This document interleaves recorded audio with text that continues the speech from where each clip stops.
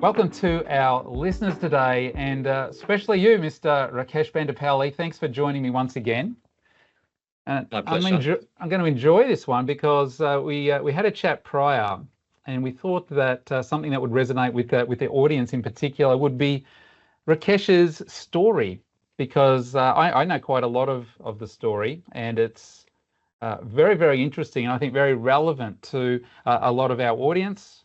Maybe you're a student or an immigrant, and if you're not, if you're just like me, it's a wonderful story about the adventure of coming from your home country, leaving your family, and coming to another country to pursue a career and a life. So, Rakesh, you're ready for the roller coaster ride of your life? Yes. I've experienced everything, so I've been ready, and I'm sure there will be a lot more ahead of me as well. So yeah. All right. Well, starting off. So, growing up in India, what were some of the biggest influences that shaped your outlook on life and your career? Yeah. Um, I'd probably go with two things, and I can elaborate that further. But courage from my dad, Mhm. patience from my mother. Ah, good mix. If I have to put everything into one word, is my dad sort of showed me what courage looks like, and my mother showed me what does patience do to you in life, and things will be better. So, and maybe another biggest influence is my grandmother. It's a saying in Telugu, but I'll convert that into English. It goes along the lines of everything will be okay in the end. If it's not okay, it's not the end. There's more to come. Be patient. Time will uncover unhealed things. So heal things. And Mm. it sort of, looking back, it sort of worked in a lot of different ways to me. And it's always me sometimes getting frustrated in the moment, which is fine. We all humans. We all born with a lot of feelings Yep. and not really have all the skills on how to deal with all these feelings, which we learn over time. Yes. So, and there was actually an interesting podcast I was listening yesterday. There was a lady about she's a psychologist, and she said that everyone who's born, we are born default with all the feelings, but we don't know how to deal with it. Mm. And it's all about how you learn and how you grow and how you influence your life with everything you learn around you. That will make you a better person in life. Mm. So back to that. It was I was frustrated in a lot of circumstances, but again, looking back now, and I was like, actually, no, not bad. I managed it okay, and it's good that it happened because it taught me something, and then I Mm. moved on. Yeah, Yeah. Someone explained something similar, very similar to that, which I've always taken on board, and that is there's doors that open and doors that close, and yeah, sometimes the doors that open and the doors that close aren't the ones we expect. But yes, there's a plan, yeah, and quite often you don't know why a door closed and until much later. yeah, yeah, It's very similar to what you said. yeah, So Rakesh, what inspired you to yeah, come to Australia to make that move? yeah, And can you tell me when you did or when you were yeah. thinking about it? So what were your greatest hopes and what were your greatest fears? Because that must have Um, been a big move. Like you're coming to a country where you had no one here, no family, no friends. yeah, There must have been a big motivator to do that, and you must be yes, thinking, well, what are some of the things that I need to consider in this move? yes. So the biggest motivator for me was to grow in life, do a lot more things in life, and get out of my zone where I'm always in, which I did growing up. I moved to a bigger city where I was then Hmm. for my bachelor's degree within India, Yeah. and then So it's that like, was okay, Hyderabad. yeah, Hyderabad, and Mhm. then from there onwards, like I need to move more further to learn more, and it happens to be I'm not a great student. I'm okay. Like I'm probably a 60 to 70% average student in Mhm. studies. So I'm not bad or I'm not really good, but I'm just there. And I didn't quite enjoy study a lot, to be honest. I was okay. Like it's fine, and it's a big thing in India, as you know. And Mm. unfortunately, at that time, uh, I didn't get a chance to study engineering for a lot of reasons. which is actually fortunate for me now Mm. thinking about it, because like actually good it didn't happen. Otherwise, I would have been in a whole new place altogether. That would Because be I have a quite lot of competitive in India, I would imagine, the engineering yeah, degree, right? It's like every yeah, second parent wants their son or yeah, daughter very to do yeah. engineering. Yeah, so me studying hospitality in India was very weird to an extent, because Why did I'm you choose talking to hospitality, Rakesh? out of my little research back then with that internet. Mm. Apparently, what I've learned is that's the shortest degree you can get. Like Mm. you only have to study 2.5 years. Mhm. Like the shortest degree was 3 years, which is a general bachelor's degree. But Yep. hospitality degree was only 2.5 because you worked the last 6 months in a hotel to Yep. get your final apprenticeship. And I thought, actually, I can do 2.5 years of studies because that's the shortest thing I can get. And my parents always like, you need a mandate degree at least as a base. You need a Mm. degree. Don't Mm. move away from studies. Get a degree, do whatever you want. Mm. So which is good, but also I enjoy cooking all the time. Like I always Mm. looked at my mother, and I sort of So uh, what did your dad do? Was he in hospitality? no, he was into all lots of businesses. Funnily enough, he had a dealership or a distribution center for bicycles, right? So Oh. if I think about it, he was almost managing a little bit of supply chain logistics himself, because we used to get a lot of goods from Delhi, where the manufacturing plant was, and we Mhm. used to import, not import locally. We used to get them from Delhi, and then they're all locally made. And then we had a distribution center, like not a distribution center, it's like a wholesale bike shop. Yep. So we used to get them in bulk, and we used to sort of retail them. So we used to get a lot of parts. We used to get a lot of stuff, and then Mhm. yeah, and then it was a mini supply chain, I guess, Okay. within that. Yeah, it wasn't formally called supply chain, but when I think back now, I used to help my dad all the time. I was always in his shop, and I was less in school, more in the shop. Mm. And then he did a lot of other businesses just in a part to succeed and do other things, but all of them worked out the way it should be. So yeah, yeah. So it's overall he's a businessman, and Mhm. then yeah, yeah. Okay. And anything else that he did? Um, no, I think the most recent he sort of retired doing a bit of real Mm. estate. Okay. So yeah, that's probably the one. And then in between, we had a bakery. Okay. That's probably fueled my a little bit of passion again to my hospitality degree in India. Yeah, there's So a I link enjoyed there. cooking with my mother. Yeah, yeah. So, Mm.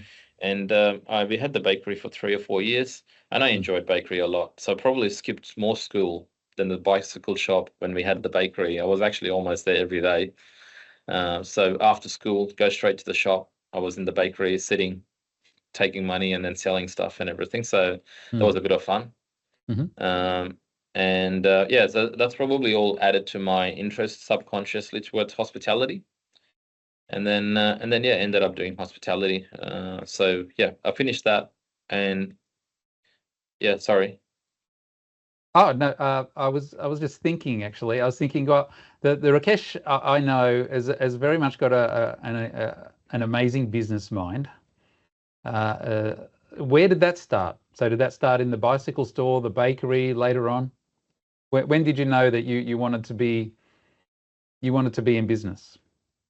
I guess probably the bicycle shop again. As you're a kid, you probably don't think of it too much, but I did, I did a lot of random businesses even while I was a student in school. Mm. So we have to do a lot of photocopy of some textbooks back then. So I used to collect money from all the other kids, and I say, Mm. let me get it all this printed for you all the next day. So I used to be the delivery guys, because I used to go to a bigger printing place rather than Yep. the local one and get a bulk price. Mm. And I used to save like a few rupees back then, 1 or 2 rupees. I probably end up getting a soft drink and a pastry for that money. But it was a bit of fun. So I used to collect all the money, and I used to go to the bulk place, get it printed in a bulk, and I used to almost resell it Mhm. internally. Yep. I don't know. I always had this urge of doing stuff. Okay. And when I was in the bakery, my sister told me this after a long, long time, Yeah. is that she knew I was going to be landing up in business. I said, why? And then she told me that one day you and me finished school, we both went to the bakery. She's a very smart student. She's got a PhD in organic chemistry, by the way. So I'm Mhm. not nowhere close to her, even in school. And suddenly it got so busy. the bakery. It was just me and my sister, and we had a couple of helpers just organizing stuff. Yep. And I actually performed really well. And my sister was a little bit shocked, looking at me apparently back then. I realized a little, I remember a little bit, not all of it, but she told me this almost like 2 years ago. And it's like, I knew at that point, I knew you enjoyed this. You go into messy things, you fix everything, and you come back.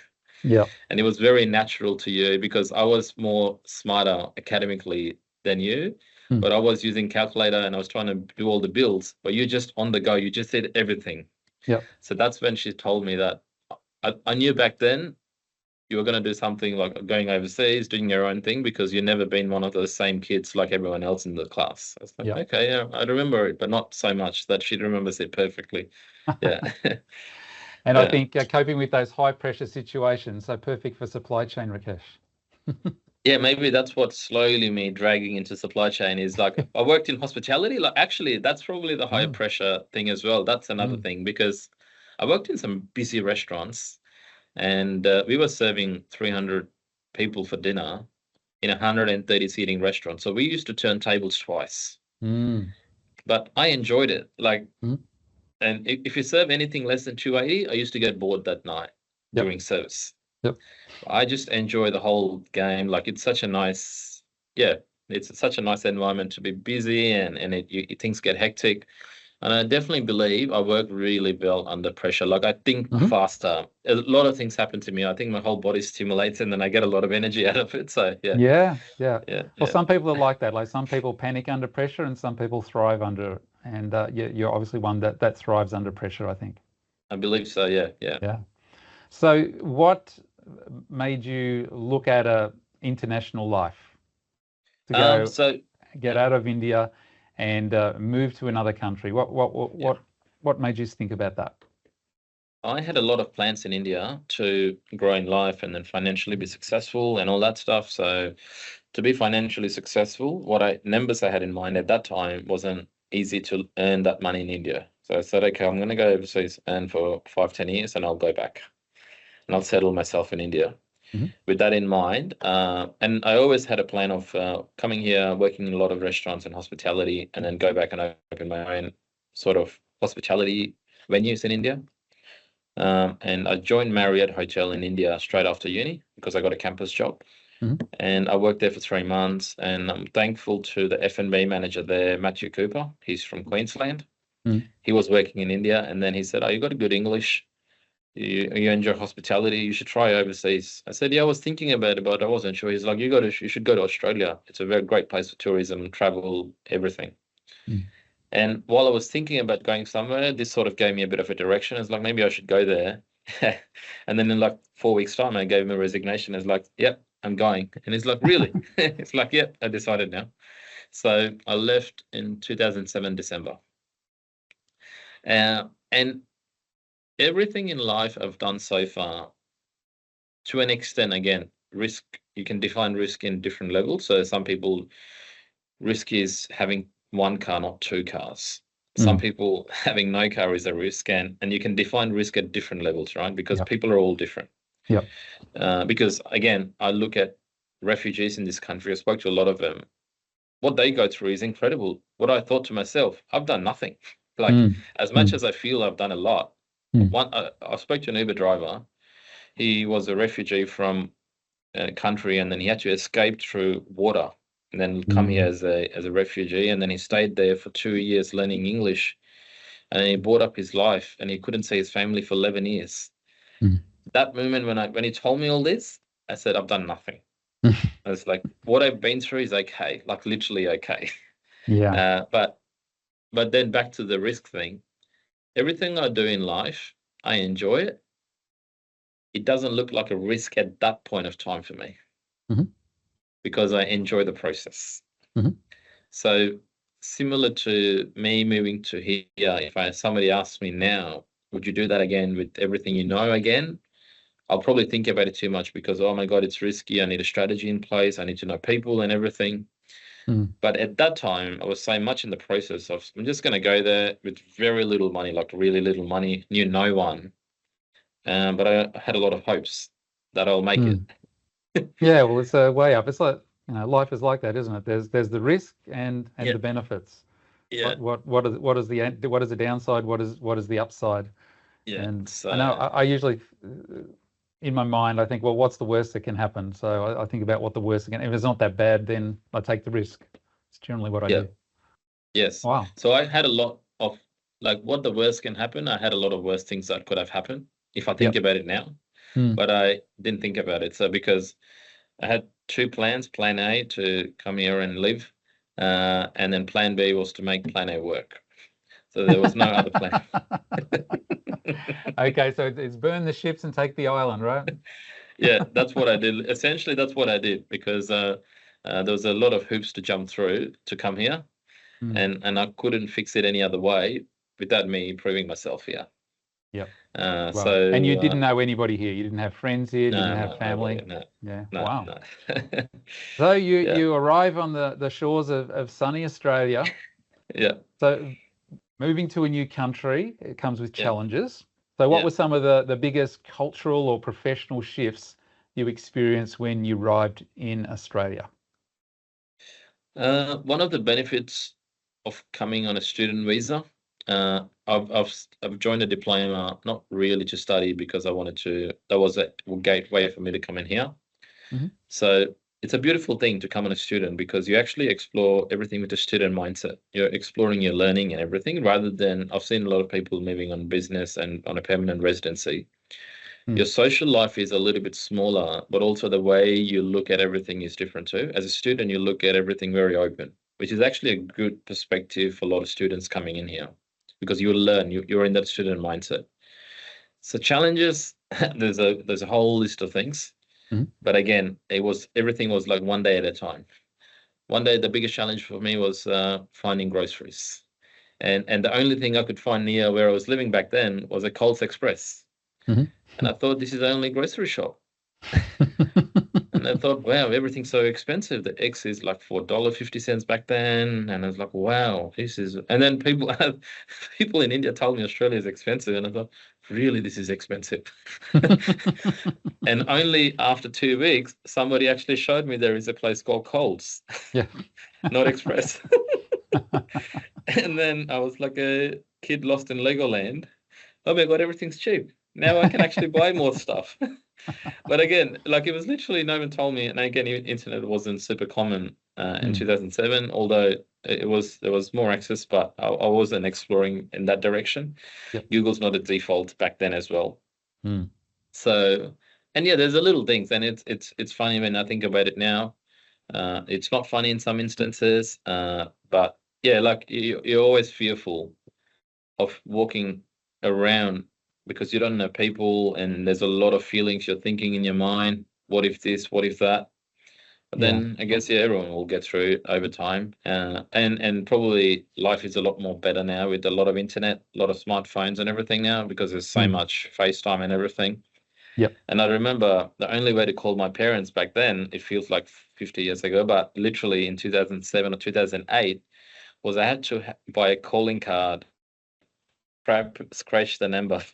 There's a 16-digit code. You go to Telstra booth and you put a dollar coin in there or 50 cents, whatever. You dial a local number and then you connect the PIN number and then you connect to your parents. Mm. And then it's all now FaceTime and WhatsApp and all that, thanks to Steve Jobs and all the other Yeah. entrepreneurs in the world. Well, you are old, Rakesh, aren't you? Oh no, yeah. By the way, I moved here when I was 20, so not many boundaries for me or not many things to think about at that time. It's just move and then yeah. All right. Tell us a little bit about your very first job in Australia. So you arrived as a student, but what was your very first job? Yeah. Somebody offered me to cut onions because they were doing a catering for that day or something. And The there was a worst lot of job. I know there was a lot of cutting to do, like onions and all the vegetables and everything. But that was the best thing at that time because it's a lot of money. Because Mm. everything, I think as an immigrant, it will take you a while to stop converting everything into Mhm. dollars to your local currency, and eventually you'll get over it. Yep. But and it's both ways. You feel very happy sometimes. Oh my God, I'm earning so much money because you're converting everything. Yep. But at the Yep. same time, it's like, oh my God, this is so expensive because you're converting everything again. It's a very So just common quit thing. converting, right? Yeah, like, and it's very common in, I think I spoke to a lot of immigrants and it's all the same thing. It's like you convert everything and you get over that life and then it's like, okay, now it's all dollar is one And natural you're currency now, feeling so more you like don't an convert. Australian then, right? It's, Yeah, I'm yeah, talking yeah, in AUD yes. and thinking Yeah. in AUD. Yes. At least, at least in my head, I'm thinking AUD now, so not converting everything. So yeah, yeah. Right. And I'll Well, tell you one Rakesh, funny thing. yeah, Sorry, go. before I forget, the first Mm, job I was only earning $30 per shift.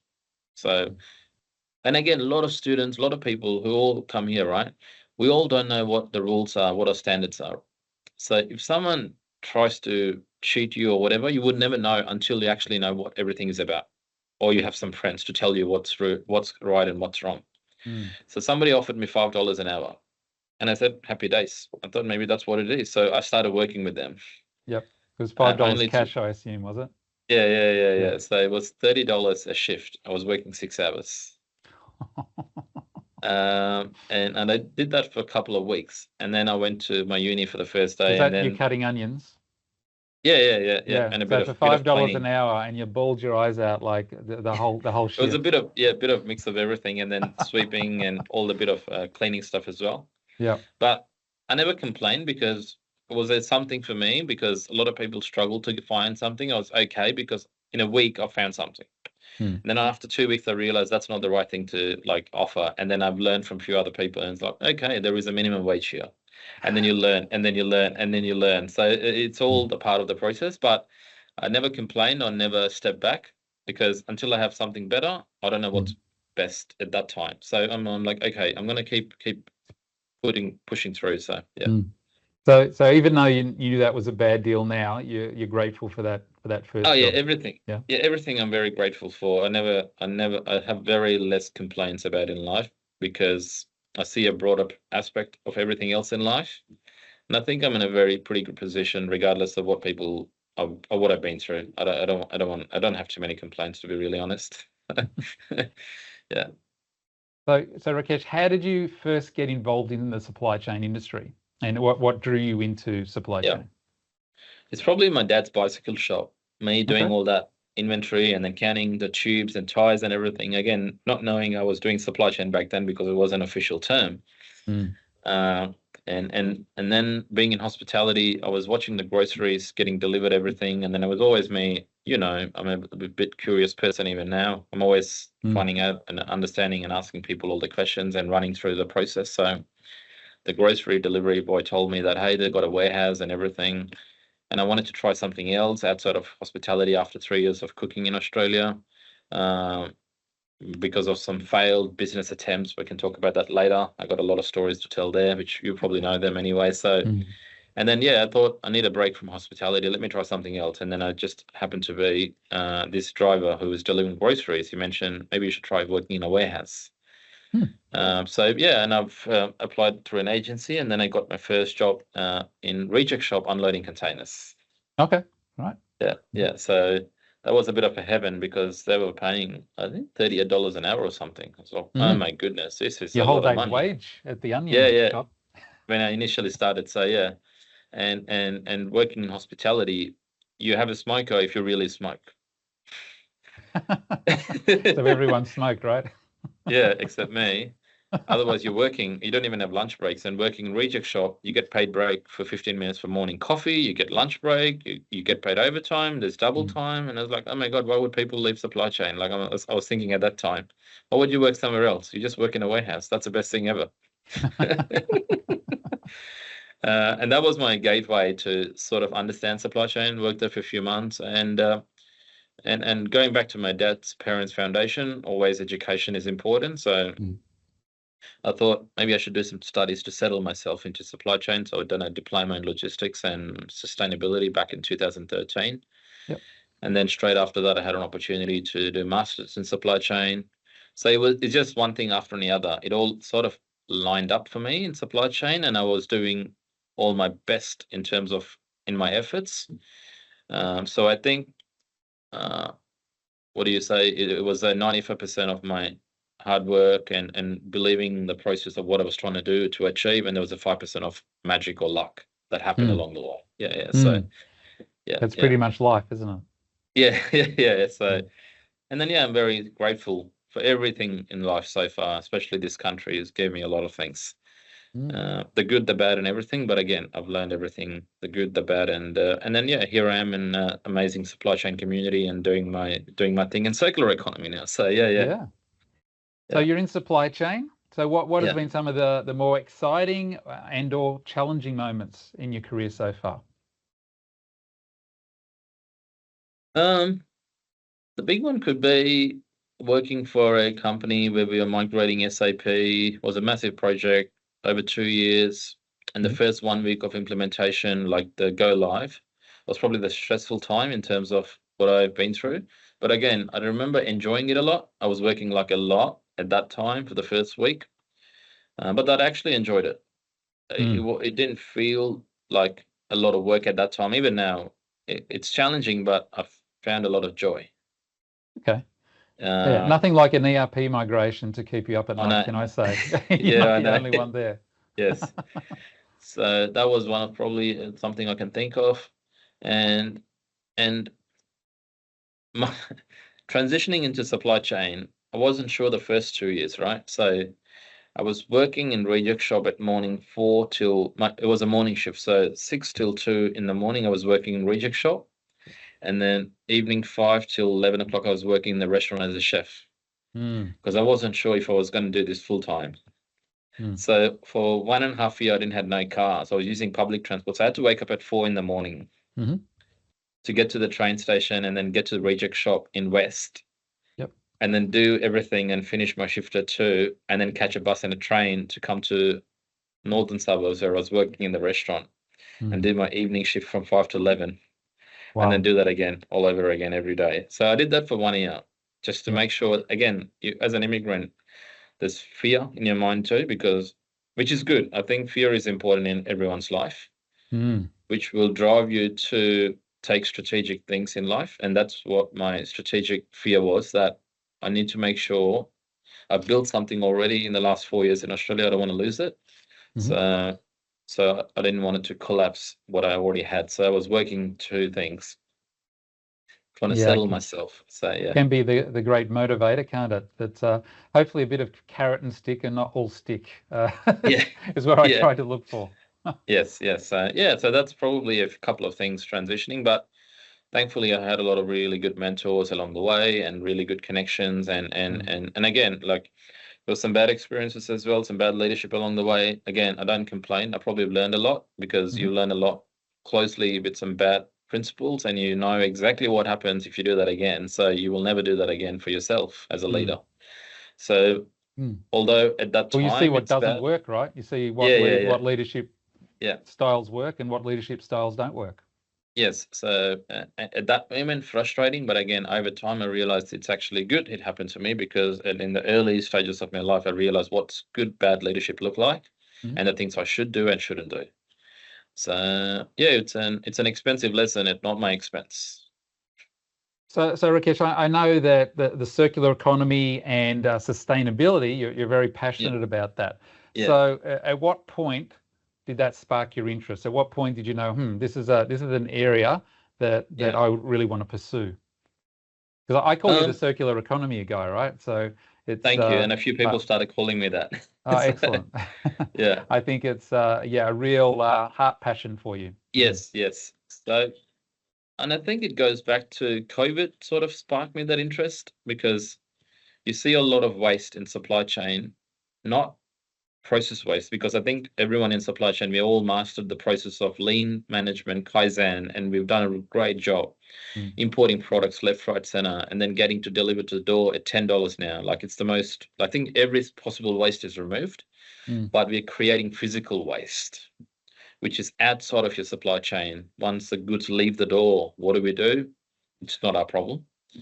Mm. And I think there's a bigger problem there, which is quite complex. Again, not trying to get into philosophical, but it's more around the climate and everything else that is happening. Although there is a lot of reasons people say about COVID, human-made, man-made, like it's natural, whatever. It is, everything's human made. We created COVID. Again, not going into politics and any controversies there, but regardless of what happened, we created all these things, right? So if it's a virus, whether it's a lab or man-made outside because of the disaster pollution we're making, it's true. And I see closely with all the kids in different countries, especially in the third world countries, how they don't even get out of mother's womb because of the unhealthy habits and the practices around environment are existing. And I believe we're in a cycle in life where we need to probably take care of the planet even more than before. And again, it's an opportunity for me because coming from supply chain, we know the raw material scarcity, we know what's happening in supply chain world, we know what obsolescence mean, we know the longevity of the product, we know the product life cycle. So we're probably a lot closer to this topic than any other departments. So I thought maybe that's what I should do because I always had this passion without knowing. I've done a sustainability course back in 2014. And the biggest motivation for me with circular economy is that sustainability is always looked at a cost center. It is always, every time I talk to people, it is like a cost center. They don't want to invest too much time at this stage unless it's a mandatory. And again, I'm not generalizing. There are some good businesses doing good things, but I feel the circular economy is actually a revenue generator, and it's actually planets and profit at the same time, because it's creating opportunity for a lot of companies, which has already been proven parts of the world. And it's a complex problem, and I love to be a piece of the puzzle over the next few years and the next generations to come. And I think we have the power to fix it. Yeah, so I think that's my drive, and I enjoy it every day, like just thinking about it. Of course, I got to run my finances and family, so I do other things to keep lights on, but I definitely have a lot of passion. And for me, it's you learn or you earn. Right now, I'm learning. I'm not earning, but that's okay because I'm sure one thing leads to another, all that stuff. So yeah. So. What are some of the challenges in getting that message out to companies? The current economic situation is not so great because there's a lot of priorities for a lot of companies. It's all about sales and how do you get more revenue. So a lot of projects being initiated in businesses, it's mostly around generating more revenue and sales. So this is important topic for a lot of companies, but it's not time sensitive. So there is no urgency around it, but they all want to do something about it. So I find that area very interesting because thankfully with my connections and some of interest from online as well. So I managed to speak to a lot of companies. There's a lot of really good discussions going on, but I'm trying to understand who in a company will take this project as their project, because we need an owner for this project. Just like OH&S and sustainability, it should be top priority, like an MD or a CEO should drive the project. But I believe there's a lot of other things on their plate at the minute. So I think it's a matter of time, but also driving it internally as a project together. So yeah. And you've got your own business, your product Passport. Yeah. Tell us a little bit about that and why you put that out on the market. So in the intention of fixing it, it's a thinking of almost since 2020, how can I make this more circular? What can I do? That's the question I started with. And I wanted to do something long term, which has much more passion and purpose, and there's a really strong why. So I thought circular economy, I realized that's what I want to do. And building something that actually brings everyone together, bridging the gap from linear to circular economy. How do I connect this together? And floated with a lot of ideas, a lot. So I got, like, if I go to my shared drive with my friend where we put all the ideas together, there's a lot in there. And the product Passport was an evolution of over a year and a half of thinking. How does it make it work? How does it look? What does the concept look like? How do we go to market? Like, what is it? Like, so, because I don't know if you probably read the book 0 to 1.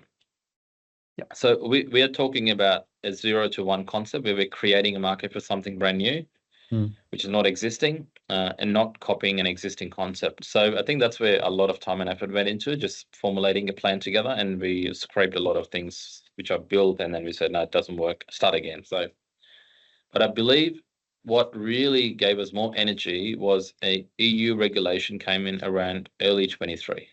Mm-hmm. And they call the framework as digital product passport. It's like, oh my goodness, we named it as your product passport, but the EU regulation with some very heavy consulting firms got together and then put a framework together called digital product passport. And then it was a bit of a super striking moment for me. I was so happy, and I was like, oh my God, this concept, we're not thinking crazy. There's someone on the other side of the world with a lot of consulting brains together put this concept to the EU Union. Yeah. So that sort of sparked more interest, and it's like, okay, let's work this through together.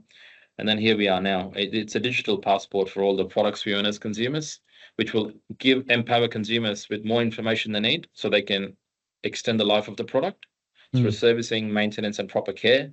But also for the manufacturer, it will give that connection back to the consumer so they can bring the product back into the economy and close the loop post its consumption history. Yep. So that's fundamentally the concept. And there's a lot of things to get through along the way. And it's a bit of a journey now. So, yeah. Well, we can look at the EU because they way ahead the rest of the world as far as sustainability and circular economy goes. So it's like a little crystal ball, isn't it? That we can see, well, this is what's coming.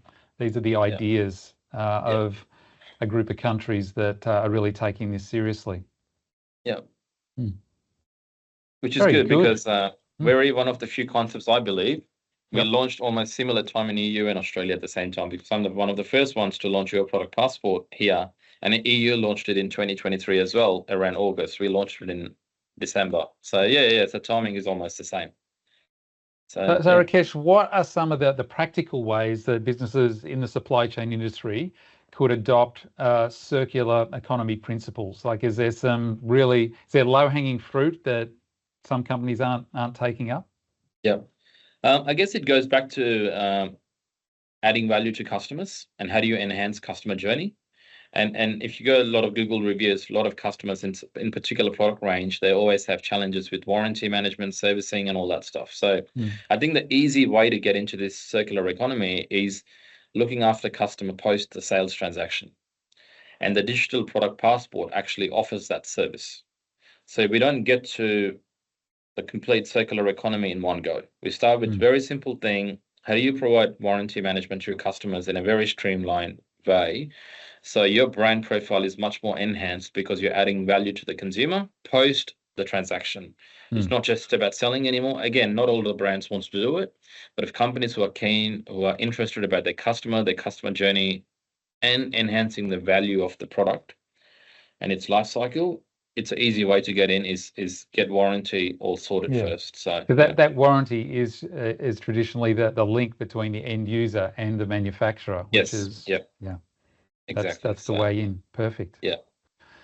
All right. If you could change one thing, just one thing in the global supply chain to make it more sustainable, Rakesh, what would that be? So you're a magician. You can change anything. What would it be? I would redesign the model of supply chain itself and not think about the process waste. I would think about the material waste, which will fundamentally redefine how we map things together currently. So, that will open up to a lot of things. So I think, remodeling supply chain from linear to circular is one thing I would jump on straight away if I had a magic wand.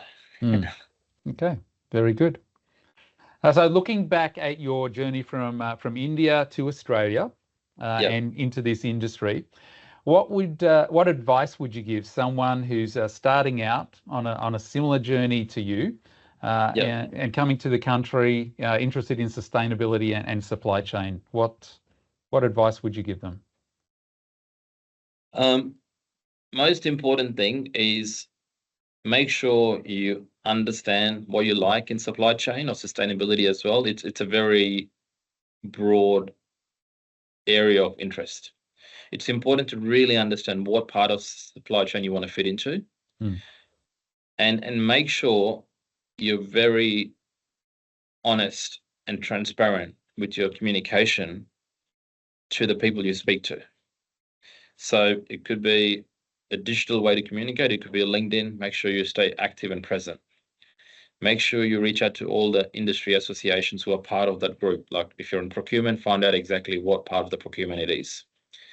And make sure you invest in yourself. That's probably the third thing, is to attend a lot of conferences, be part of membership associations, and be out there, because it's almost like a restaurant. If you have a menu, if you don't print a menu and give it to your customers, they will never order because they'll never know what you're offering. So think about that. Is whatever you're offering, you need to tell people, you need to talk to people, and make sure you're available. Could be digitally or whatever way it's possible for you, because again, it's not easy for everyone to be available all the times. But find your part, and probably the best thing is to get a mentor. Yeah, who's done this before, because that's the most valuable lesson you can get, because you learn from others' mistakes. That's the best thing to do. So, yeah, good advice there.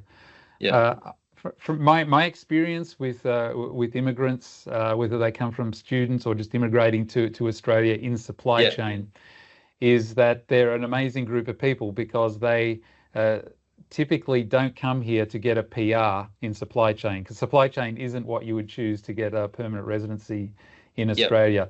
If you're in Australia and you're in supply chain, you're in supply chain because you want to be, and you haven't taken the easy option.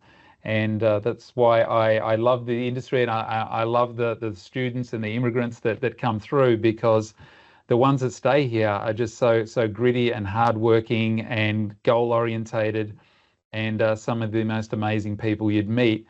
And my belief is that Australia is very, very lucky to have them if and when they get their permanent residency. What would you say about that? Thank you, Stephen. I think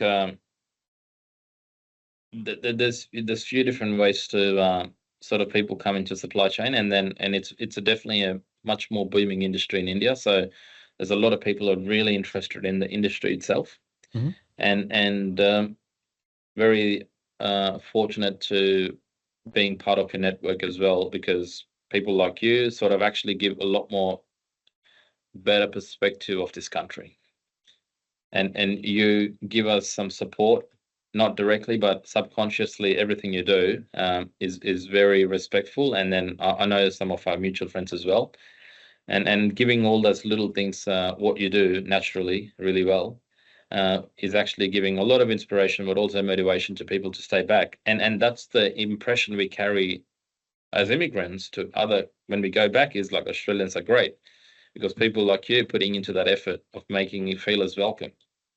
So no, thank you for everything you do, because I know you spend a lot of time with a lot of immigrants, and you've been very generous with your mentorship and the communications, which you're very passionate about as well. And I've seen a lot of lives changed already. So that's invaluable, and I'm sure you see that too, looking back with so many things already changed in so many people's lives. And, it's been an amazing journey. I've got just as much out of everyone I've mentored. It's just a great transaction that happens there. And of course, we've got the SCLAA mentoring program. So it's if you're in supply chain, it's easy to get onto that program, tee up with a mentor, or if you're been in supply chain, you're a professional there, then you could be a mentor. So have a look at that, sclaa.com.au. Yeah. And with that, Rakesh, I think we'll leave it there. But what an amazing story, and very, very inspirational, and not just for immigrants and students that may be looking at coming into the country, but for people like me. It's an amazing story that takes a lot of courage and risk, and all the things that a great life is all about. So hats off to you, Rakesh. And what's more, I can see there's this is just the beginning. So there's a lot more to the story of Rakesh Bandapalli to come. I can't wait to see how that unfolds, buddy. No, hopefully. And then it all brings back to my opening statement, is all the courage I have now which I carried with my dad. He taught me that. And then along the way, trying to be patient and not rush for the results is something my mother taught me. So that sort of brings me together back again as the way I am now. And I just want to maintain those two things, respecting what they taught me and then move forward. So yeah, looking forward to it. Hard work and patience. I love it. Yeah. Thank you, Rakesh. Appreciate you sharing the story with everyone, man. No, thank you. It's good not having to read a book this time and then actually being more personal. So it's good. All right. Take care, mate. All right. Thank you. Bye. Cheers. Bye.